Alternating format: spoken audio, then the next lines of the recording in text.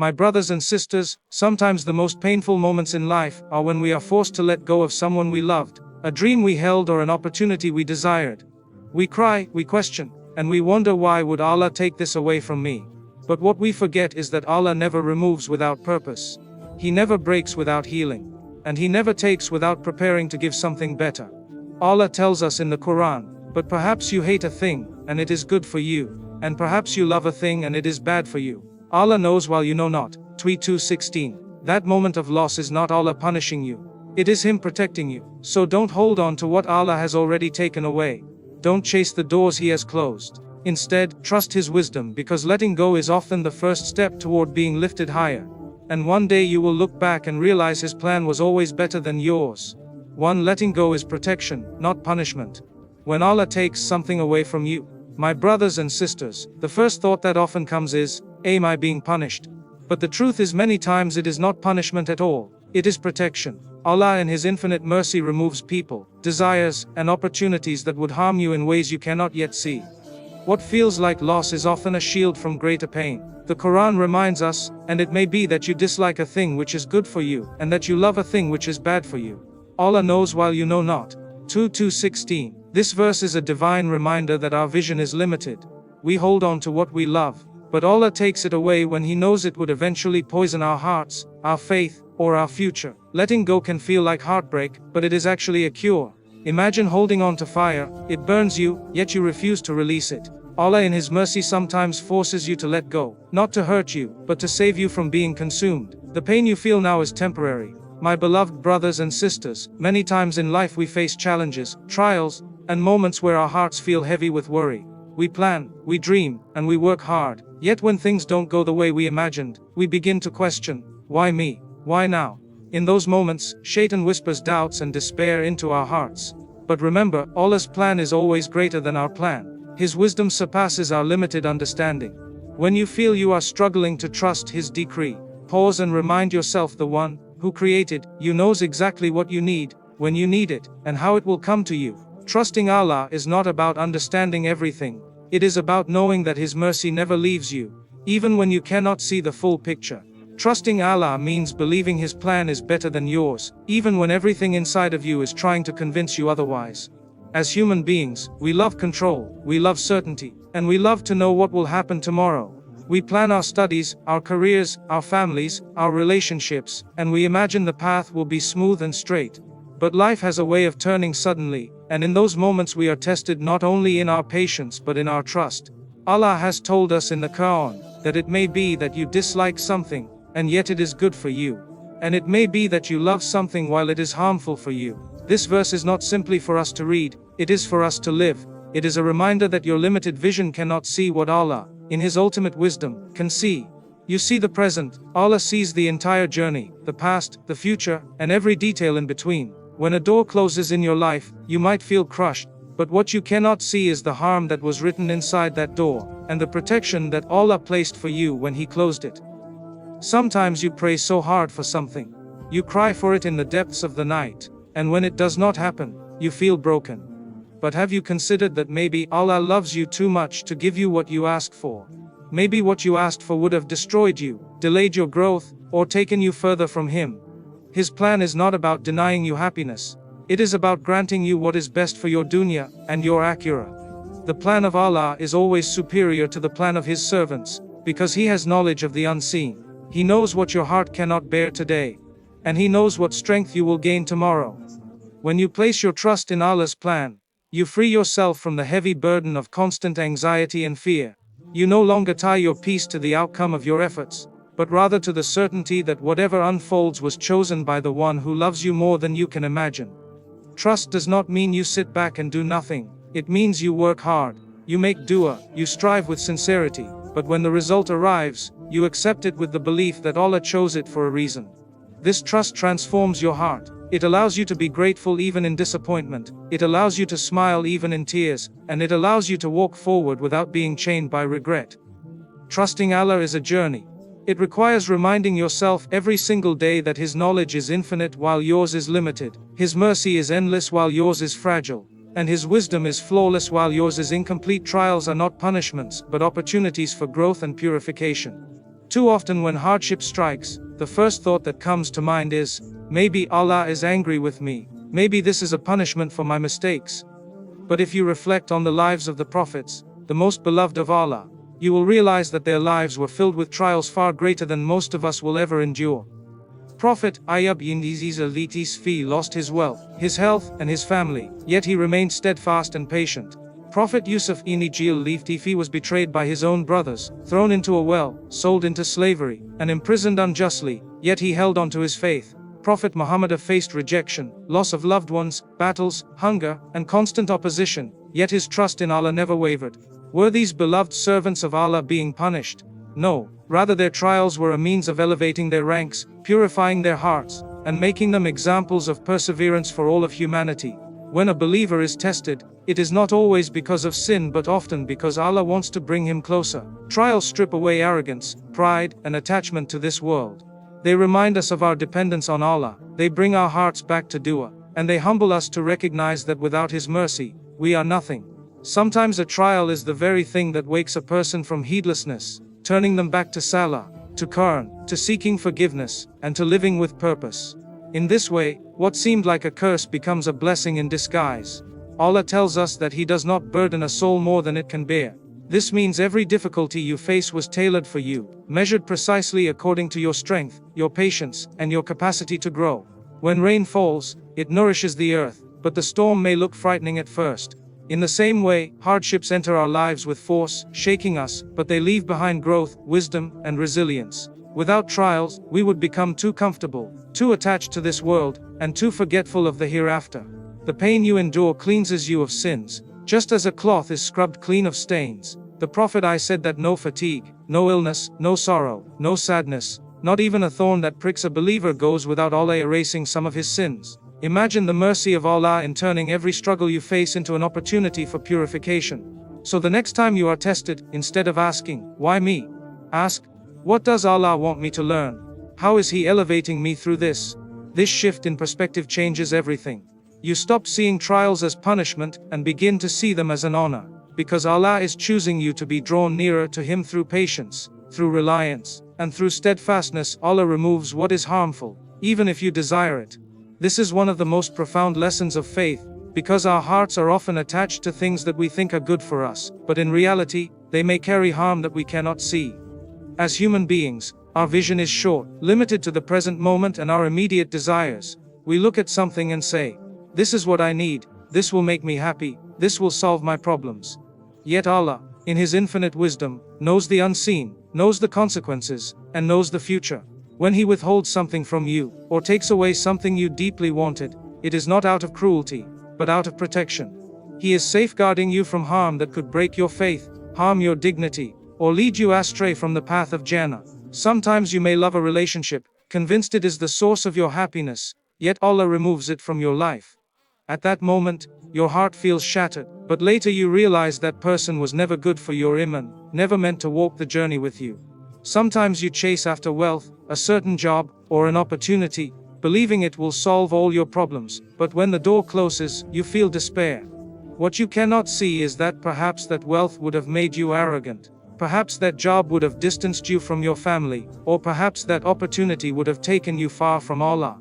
When Allah removes it, He is not depriving you, He is redirecting you.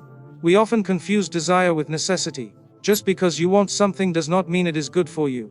Children desire sweets all the time, but a wise parent knows too much sugar will harm them. They may cry when it is taken away, but it is out of love and protection. In the same way, Allah removes things from our lives not to punish, but to shield us from harm we cannot comprehend. He is Al-Hakim, the most wise, and Al-Wadud, the most loving. His wisdom and His love are always present in every decree, even in what He withholds. This is why surrender is so important in faith. When you accept that Allah knows what you do not know, you stop fighting His will with resentment. Instead, you learn to trust that whatever leaves your life was never meant for you, and whatever stays is written precisely for you. Every delay, every rejection, every unanswered dua is not a denial, but a form of divine protection. One day, when you look back, you will realize that the things Allah took away were never meant to define you, and the things He gave you instead were exactly what your soul needed to flourish. Trusting this reality allows the heart to rest, because you no longer chase what Allah has removed, but you open yourself to what He has planned in its place. Patience and dua are the keys to navigating uncertainty. Life is filled with moments where the path ahead is unclear, where the heart feels restless, and where decisions seem overwhelming. In those moments, a believer is reminded to hold firmly to patience and to turn constantly to Allah in supplication. Patience is not just about waiting silently, it is about enduring with faith, trusting that Allah's timing is perfect even when the delay feels unbearable. It is about holding back complaints, controlling emotions, and choosing to respond with trust instead of frustration. Patience transforms the trial into an opportunity for reward, because every moment you restrain your soul from despair, Allah records it as an act of worship. Dua, on the other hand, is the weapon of the believer. It connects your heart directly to the Creator of the heavens and the earth. When uncertainty clouds your vision, dua becomes the light that guides you through the darkness. It is a reminder that you are never alone, that you are never without help, and that no matter how impossible something may seem, Allah is capable of changing your situation in a single moment. Even when you do not see immediate results, every dua you make is heard, every tear you shed is counted, and every word you utter reaches the one who never ignores his servant. Sometimes the answer comes quickly, sometimes it is delayed, and sometimes it is stored for the hereafter, but it is always answered in the way that is best for you. When patience and dua come together, the heart finds stability in the storm. Instead of panicking when plans fall apart, the believer says, Allah is with me, and He hears my call. Instead of feeling hopeless when doors close, the believer raises his hands and prays, Ya Allah, open for me the door that is best. This combination gives you the strength to keep moving forward without losing your faith in the process. It teaches you that trials are not the end, but a means to strengthen your bond with Allah. Patience teaches you to wait without despair, and dua reminds you that waiting is not passive. You are not simply enduring, you are actively engaging with Allah, pouring your heart before Him, and seeking His guidance. Through this process, you develop a resilience that cannot be broken by worldly disappointments. The believer who is patient and makes dua never truly loses, because every outcome is infused with divine wisdom. This is why the Prophet told us that dua is worship, and that patience is light. Together, they illuminate the darkest paths and bring comfort to the heaviest hearts. They remind you that even in the deepest uncertainty, you have a refuge, you have a weapon, and you have a Lord who will never abandon you. Tawakkul, reliance on Allah, brings inner peace in chaos. In the world we live in, uncertainty is constant. Plans change, situations shift, and people disappoint. We often find ourselves caught in storms we did not expect, facing difficulties we never imagined, and feeling the weight of challenges that seem far beyond our strength. Yet, within this chaos, there is a refuge for the believer, and that refuge is tawakkul. Tawakkul does not mean abandoning effort, nor does it mean living passively, waiting for things to fall into place without striving. Rather, it is the balance between doing your part with sincerity and excellence, and then surrendering the outcome to Allah with complete trust that whatever unfolds is the best for you. This reliance on Allah is not simply an act of the tongue, it is an act of the heart. It is when your heart finds calmness, knowing that Allah is in control, that His knowledge is complete, that His mercy surrounds you, and that His decree is flawless. When a person truly relies on Allah, they no longer tie their peace to the results of their efforts, but to the assurance that Allah's plan cannot be wrong. This shift brings an unshakable tranquility, because the believer is no longer enslaved by worry, anxiety, or regret. He works hard, he prays, he tries, but he knows that the outcome was written by the one who sees the entire picture, not just the small fragment visible to human eyes. Tawakkul is also a shield for the heart. Without it, every trial feels unbearable, every disappointment feels final, and every delay feels like abandonment. With it, however, the heart learns patience, learns gratitude, and learns resilience. You begin to see hardships as temporary and purposeful, not as meaningless suffering. You stop questioning, why me, and start affirming, Allah knows what I do not know. This mindset does not remove the pain of trials, but it softens it with hope. It allows you to endure without breaking, and to smile even when your heart is heavy. The Prophet Muhammad taught us the essence of tawakkul through his words and his example. He said, if you relied upon Allah with the reliance He is due, you would be provided for just as the birds are provided for. They leave their nests hungry in the morning and return full in the evening. Notice how the birds do not stay in their nests, waiting for provision to arrive. They fly out, they seek, they put in effort, but they never worry about whether they will find food, because their trust is in the one who provides. This is tawakkul in action. You do what you can, You strive with sincerity, but your heart rests in the certainty that sustenance, success, and relief come only from Allah. In moments of chaos, tawakkul becomes the anchor that prevents you from being swept away. When you are facing loss, you remind yourself that Allah is the giver and the taker, and He replaces what He takes with something better.